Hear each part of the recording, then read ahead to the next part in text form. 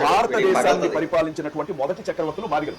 ఏది ఆ మొట్టమొదటి మాదిగ చక్రవర్తి పేరు, ఏ సంవత్సరంలో పరిపాలించాడు, అలానే ఏ ప్రాంతాన్ని రాజధానిగా చేసుకుని పరిపాలించాడు?